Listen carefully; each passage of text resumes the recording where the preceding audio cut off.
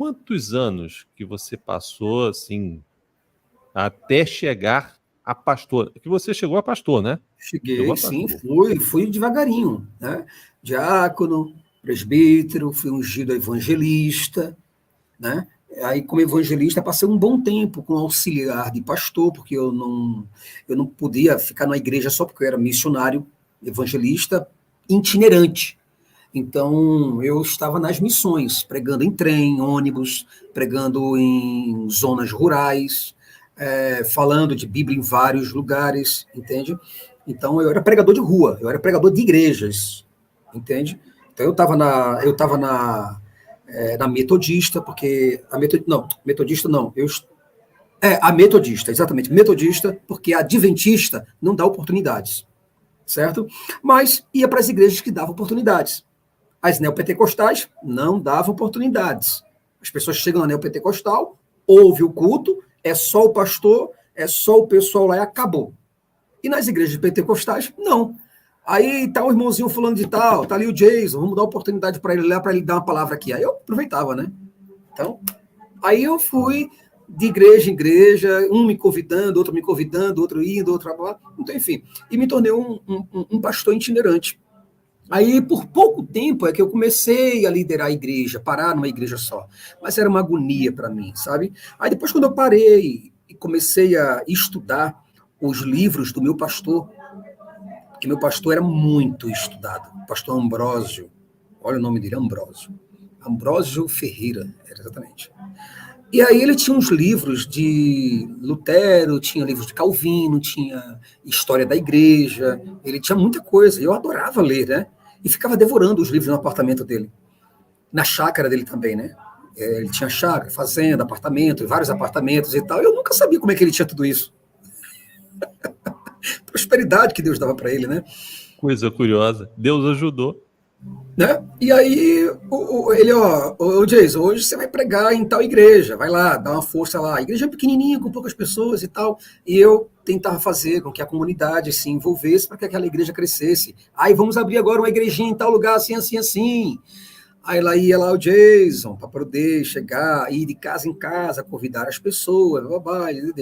Aí eu fui vendo os livros dele, até que eu me deparei com um cara chamado Paul Tillich e Rodolfo Bultmann. E esses caras, eles quebraram os meus alicerces evangélicos.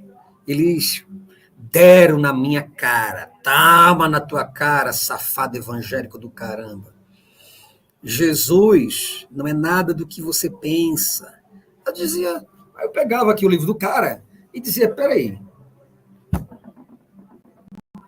mas esse cara, ele não é da igreja? Esse cara não é um protestante, um escritor apologético? Por que ele está dizendo que Jesus aqui não era divino? Que os milagres não eram nada daquilo, eram ressignificações. A demitização que Rodolfo Bultmann falava, dizendo quase que Jesus era um mito.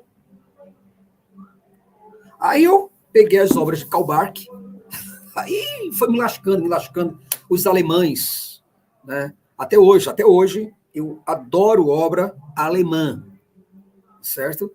Porque os eruditos cristãos são mais ateus do que eu, você e o Antônio Miranda juntos. Caramba! Cristãos, é. Então, da Universidade de Tübingen, alguma coisa assim. Então, os alemães, eles, para o ateísmo, era muita facilidade. Hegel, por exemplo, né? Rodrigo adotou o cosplay do Exu Caveira. É verdade, viu? Zé Pilintra, na verdade. Zé Pilintra, né? Esse chapeuzinho aqui do Zé Pilintra. E aí E aí começou a sua começou, cara, jornada, uma assim, jornada de dúvidas. De dúvidas. de dúvidas. Mas É, qual foi ali? Tem um momento assim que você se começou a se enxergar como ateu e você falou assim, esse momento, ou foi tão gradativo que você nem não. percebeu? Tem um camarada, que eu vou até citar o nome dele aqui, mas eu preciso citar, o Alexandre Galvão, tu conhece? Sim. Pronto. O Alexandre Galvão fez parte dessa minha caminhada. A gente tem uma amizade de mais de 20 anos. Hoje a gente não se fala muito, né? Por causa de algumas coisas, enfim, porque eu entrei pelo partido mesmo e tal, enfim. Mas ele me acompanhava para os cultos, para os debates, sabe? Então, a gente rodava a Bahia, bem dizer, trabalhávamos juntos para uma mesma empresa, e eu, inclusive, até ensinei. Como ele estava entrando na empresa e eu já era da empresa, aí eu ensinei como é que funcionavam os métodos, né, da empresa, para que ele pudesse, então, realizar um ótimo trabalho, né? E nisso a gente discutia muito teologia, tal, enfim. Depois, eu decidi, falei com ele, falei, cara, eu tô começando a pensar que a Bíblia tem erros, e erros gravíssimos. Aí ele, que isso, cara? Para com isso, tu tá ficando doido, cara. E eu comecei a bater com ele, quebrando todas as doutrinas cristãs. Quais doutrinas? Bibliologia, armatiologia, soteriologia, pneumatologia, são todas elas doutrinas cristãs, certo? Até que a última, eu falei até com o Alexandre, falei, cara, a última falta agora para eu ser ateu. Falta só uma doutrina, eu quebrar uma única doutrina. Aí ele, qual? A cristologia.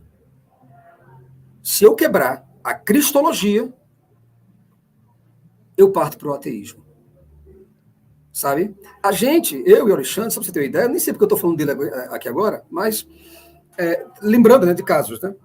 Eu lembro que nós estávamos em frente à faculdade, à Universidade da PUC. Não era PUC, era Unicap, em Recife. E aí ele falou assim, cara, se tu realmente não acredita mais em Bíblia, em Deus, toma um copo de cerveja aí que eu quero ver. Aí eu quero ver se tu realmente é uma pessoa que não acredita mais em Deus. Se tu tomar esse copo de cerveja, se tu tomar um copo de cerveja, aí eu digo para você que realmente você não é mais crente. Eu fiquei olhando, digo, cara, de verdade, posso falar para você? Aí ele, diga aí. Eu digo, foda-se, Deus. Peguei a cerveja.